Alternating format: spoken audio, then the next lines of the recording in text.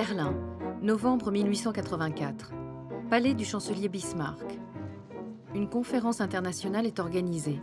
La conférence de Berlin, c'est son nom, est aujourd'hui oubliée.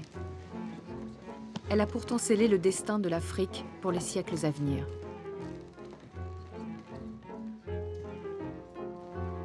Son objectif, à l'heure où la fièvre civilisatrice bat son plein, se mettre d'accord entre occidentaux sur des règles d'occupation du continent. Les discussions vont durer plusieurs mois. Aucun Africain n'y sera convié. Les diplomates qui ne connaissent pas l'Afrique et n'y mettront jamais les pieds, y traceront pourtant des frontières. Sans presque rien connaître des richesses qu'elle recèle, l'Afrique fascine. Je tiens en premier lieu à partager avec vous la satisfaction de voir cette réunion se tenir.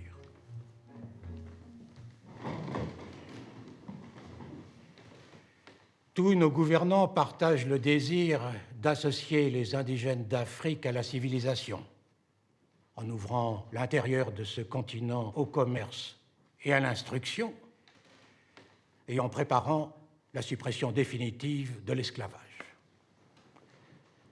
L'intérêt dont nos nations témoignent ici offre une garantie de succès à nos travaux pour développer les relations commerciales avec l'Afrique et servir en même temps la cause de la paix et de l'humanité.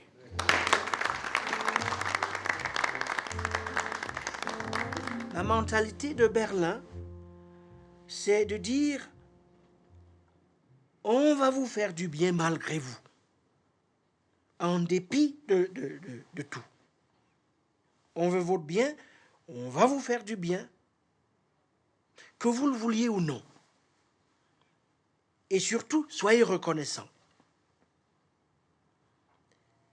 Alors vous imaginez la dose de bonne conscience qu'il y a dans le projet de Berlin. La conférence de Berlin, au fond, détermine un élément tout à fait neuf dans la conquête de l'Afrique par les Européens, c'est qu'elle ouvre la porte du cœur du continent au commerce européen et détermine un espace qui est accessible à tous.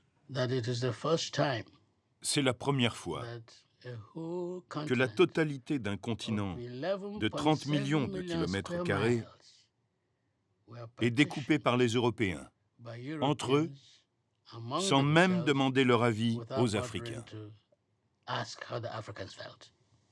Le développement naturel du commerce en Afrique fait naître le désir bien légitime d'ouvrir à la civilisation des territoires inoccupés et inexplorés. Les Occidentaux, Anglais, Français, Espagnols, Portugais et depuis peu les Allemands, n'occupent que les pourtours de l'Afrique.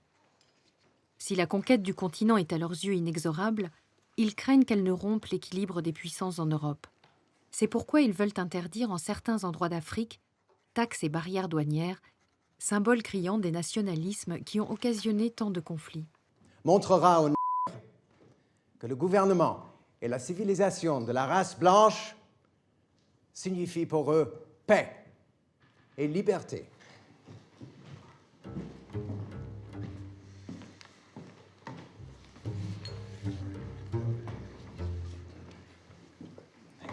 Mais la race intelligente entre toutes, celle qui envahit et tend à détruire et à subjuguer les autres, c'est celle à laquelle nous appartenons, c'est la race blanche. Comme elles sont, leur cerveau n'a pas la même configuration que la nôtre, elles sont dans l'incapacité à elles-mêmes évoluer. Elles ont besoin donc du colonisateur qui va les aider à évoluer jusqu'à une certaine limite. Gentlemen, I solemnly declare to you that along a journey of 7,600 miles, I never saw the flag or any emblem or symbol to indicate that I had come across civilized power or authority. La culture occidentale, à l'époque de Berlin, est encore hantée par la question de l'immortalité et de l'éternité. Et sa manière de répondre à la question de l'immortalité et de l'éternité, depuis toujours, a été de s'écrire cette culture elle-même et d'écrire cette culture dans des structures, dans la pierre, si vous voulez, dans le marbre et la pierre. Or, ce n'est pas le cas ici. Et donc, il est très facile de conclure, puisqu'il n'y a pas de pierre, il n'y a pas de marbre, il n'y a pas de bibliothèque, donc il n'y a pas de civilisation. Les plénipotentiaires qui siègent à Berlin sont inconscients. Ils sont inconscients et ignorants. Ils se croient bien informés sur une situation qui leur échappe totalement. D'abord, les populations africaines ont leur culture, leur civilisation, leur manière d'être. Ils ont transposé sur les Africains leurs préoccupations, leurs intérêts et leurs problèmes. Ils sont dans l'incapacité de se développer par eux-mêmes, donc ils ont besoin de nous, Européens, pour qu'on leur apporte la civilisation. Attention, pas trop vite, ou une certaine civilisation, il ne faut pas qu'ils avancent trop vite, donc on est là pour longtemps. C'est pas du tout contradictoire avec le fait les intérêts sont conjoints. Les intérêts des Européens, c'est d'aller chercher des choses intéressantes en Afrique, et l'intérêt des indigènes, c'est qu'on leur apporte, on leur permet de se développer, d'avancer dans la civilisation. Le territoire offert au libre commerce sera délimité par les crêtes du Nil au nord, du lac Tanganyika à l'est, du Zambèze et de la Lodgé au sud. Pour la première fois, les Occidentaux s'offrent au cœur de l'Afrique un territoire à exploiter, tracé à la règle et au cordeau, au milieu des peuples, sans même savoir ce qu'ils recèlent. Nous sommes tous des êtres humains, mais certains sont supérieurs aux autres. Et ceux qui sont inférieurs ont besoin d'être grandis. Le seul moyen de les grandir est de les baptiser et de les éduquer selon le modèle européen.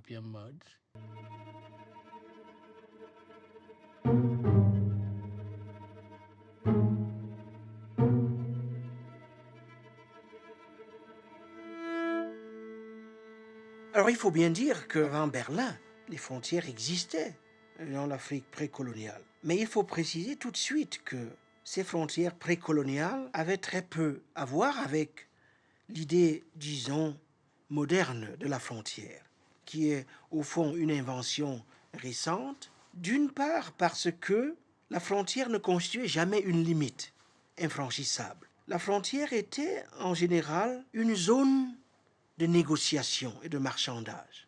Elle était en fait un espace de mixité et de rencontre, et jamais une ligne de séparation. L'institution frontalière avait pour fonction principale de tisser des liens. Notre conférence est arrivée au terme de ses travaux. Je suis heureux qu'une entente complète ait été établie sur tous les points du programme qui nous avait été soumis. Les résolutions prises assurent au commerce de toutes les nations le libre accès au centre du continent africain. La liberté de circulation sur le fleuve Congo et sur le fleuve Niger. Vous avez tenu à prévenir les contestations auxquelles de nouvelles prises de possession sur les côtes d'Afrique pourraient donner lieu. Messieurs, je suis chargé par Sa Majesté l'Empereur et Roi, mon auguste maître, de vous exprimer ses remerciements les plus chaleureux. Fort bien. Nous allons donc pouvoir passer à la signature.